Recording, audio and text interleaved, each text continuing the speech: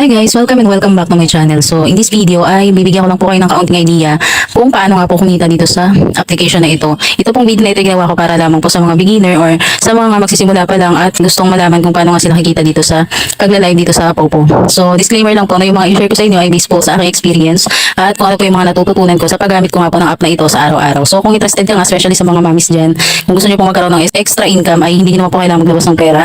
Yung cellphone nyo lang po at internet connection ay okay na po. So kung wala pa po kayong Popo na application ay available po yan sa Play Store kung Android po yung inyong gamit. And then i-download nyo lang po iyon. And after nyo po siyang ma-download ay mag-face authentication po kayo agad and then mag-message po si Popo na approve na yung inyong face authentication. And pagkatapos po noon ay mag-live po agad kayo ng 2 hours. Yun po yung task nyo after nyo pong mag-download nun at mag-face authentication. No? Mag-live po kayo agad ng 2 hours kasi po ang kagandahan dito sa Popo application ay kapag new users po kayo ay ang laki po ng binibigay niyang points. No, within 7 days after nyo mag-download ay meron kayong task na 2 hours na live everyday. And 20k points po yun, no? Kasi yung 1 hour ay 10k points. Which is ang katumbas niya po ay $1. So kung sa everyday na mag-task po kayo, mag-live kayo ng 2 hours ay may $2 po kayo. Sayang naman kung hindi nyo po i-grab yung opportunity, no? Kaya po, ganun po yung gawin nyo na mag-live kayo agad after nyo mag-download at mag-face authentication. Bukod po sa pagla-live ay meron pa po kayong task na pwedeng gawin para po mas malaki yung points na makuha nyo. Yun yung pagsali nyo po sa mga party live. Kung paano ay ituturo ko po sa inyo. No?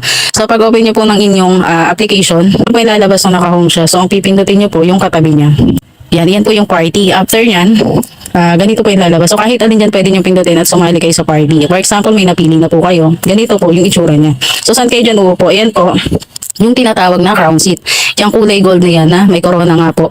Which is number 2 lang, 3 and 4. Dyan po kayo uupo. Kasi ano bang kaibahan niya? Pag umupo kayo dito sa katabi niya, which is yung kulay white na upuan nga po, ay wala po kayong makukuha o hindi po bayad yung oras nyo dyan. No? Kasi may oras nga po kayo dyan na 1 to 2 hours na sasali kayo sa party live.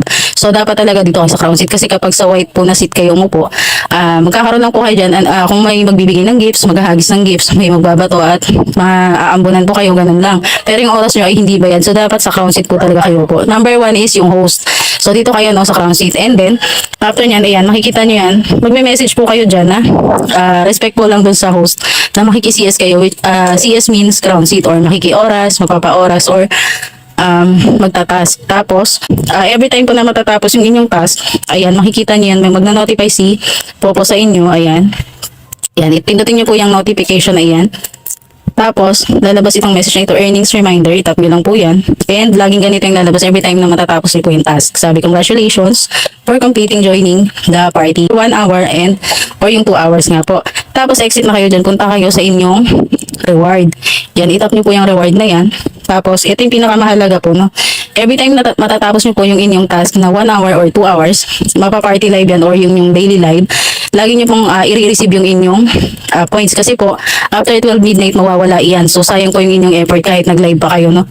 Kaya kailangan yan yung napakahalaga ay bago mag 12 midnight, i-receive nyo po iyan. Tapos, iyan, i-confirm nyo.